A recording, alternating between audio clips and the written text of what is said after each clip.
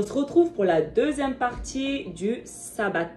Le monde nous dit qu'un jour, c'est de minuit à minuit. Ça fait que le sabbat commence de minuit jusqu'à minuit. On va regarder la vérité de Dieu. Qu'est-ce qu'un jour?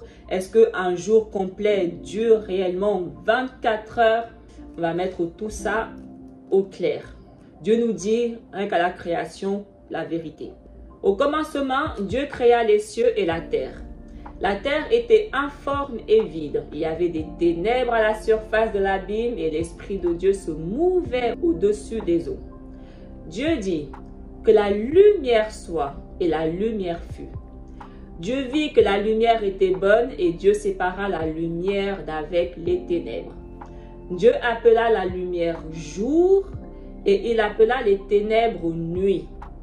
Ainsi, il y eut un soir et il y eut un matin. Ce fut le premier jour. La création a débuté dans les ténèbres, dans la nuit.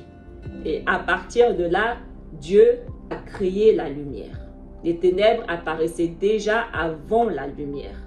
Et si on continue, Dieu dit qu'il y ait une étendue entre les eaux et qu'elle sépare les eaux d'avec les eaux.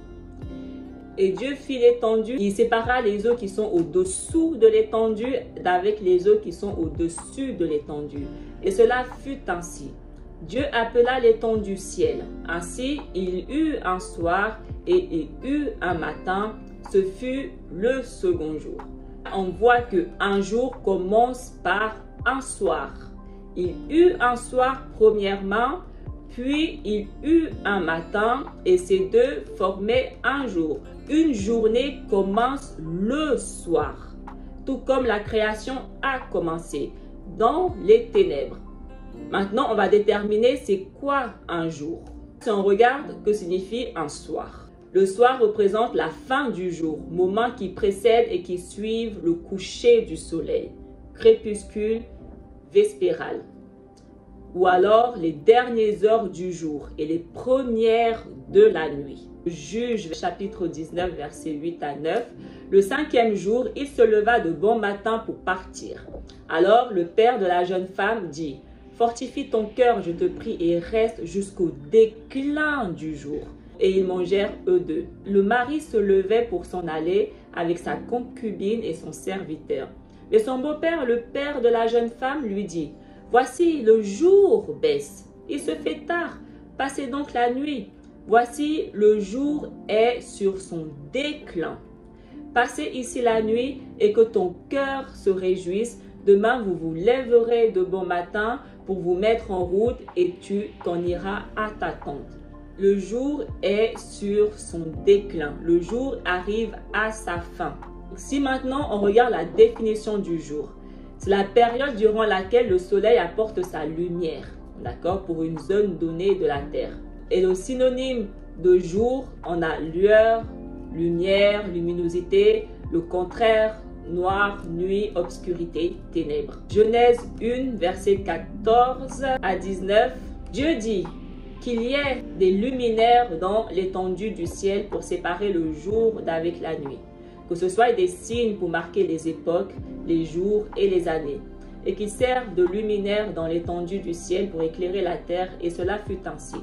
Dieu fit les deux grands luminaires, le plus grand luminaire pour présider au jour et le plus petit luminaire pour présider à la nuit.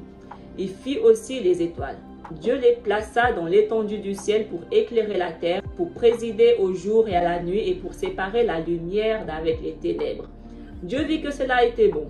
Ainsi, il y eut un soir et il y eut un matin, ce fut le quatrième jour. On voit que le soleil sert à identifier le jour et la lune sert à identifier le soir. Donc, lorsque la lune apparaît, le soir débute. Et lorsque le soleil est dans le ciel, ça représente la journée. Et lorsque le soleil se couche, ça représente la fin de la journée. Et un jour commence le soir au matin. L'apparition de la lune jusqu'au coucher du soleil. Cette période représente un jour complet. C'est très important de comprendre ça parce que si nous n'avons pas cette vérité, on ne peut pas respecter le sabbat dans le temps et la vérité de Dieu. Le sabbat débute au crépuscule et se termine au coucher du soleil du lendemain. Nombre 9, verset 15. Le jour où le tabernacle fut dressé, la nuée couvrit le tabernacle, la tente d'assignation. Et depuis le soir jusqu'au matin, elle eut sur le tabernacle l'apparence d'un feu. Les deux luminaires, le soleil et la lune, dominent pendant la même période. Ils sont égaux en termes de temps. Un soir dure forcément 12 heures et un jour dure forcément 12 heures et que ces deux combinés durent au total 24 heures. Donc un jour c'est 24 heures. Jésus lui-même, il nous confirme que un jour c'est 24 heures. Jésus répondit, n'y a-t-il pas 12 heures au jour? Si quelqu'un marche pendant le jour, il ne bronche pas, parce qu'il voit la lumière de ce monde. Mais si quelqu'un marche pendant la nuit, il bronche parce que la lumière n'est pas en lui. Lévitique 23, à partir du verset 4 à 5. Voici les autres fêtes de l'Éternel pour lesquelles vous convoquerez le peuple pour qu'il me rende un culte aux dates fixées. Au soir du 14e jour du premier mois, à la nuit tombante, c'est la Pâque de l'Éternel. Donc on comprend que le 14e jour a commencé à la nuit tombante. Et Dieu, c'est un Dieu d'ordre, c'est un Dieu fidèle, il ne change pas. Donc si ce 14e jour a commencé à la nuit tombante, ça signifie que tous les autres jours commencent à la nuit tombante. Lévitique 23, versets 31 à 32. Dieu, il le dit encore, il le confirme. Vous ne ferez aucune sorte de travail. C'est une ordonnance en vigueur à perpétuité pour toutes les générations dans tous les lieux où vous habiterez. Ce sera pour vous un jour de repos complet au cours duquel vous vous humilierez. Dès le soir du 9e jour jusqu'au lendemain soir, vous observerez ce repos. Là, par exemple, nous sommes un jour de sabbat.